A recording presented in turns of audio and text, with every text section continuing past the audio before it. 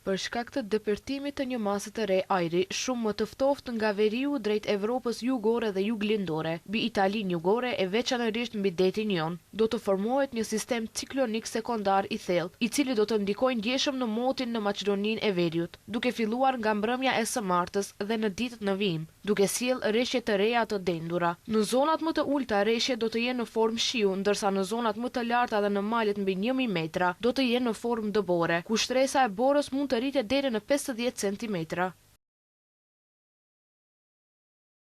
Rreshje më të dendura pritet të mërkurën dhe të njëjtën. Nga kjo valë, në disa zona pritet të bie mbi 50 litra metër kub rreshje, do të ofrojë erë mesatare, ndërsa të mërkurën erë e përforcuar nga drejtimi veri-lindor.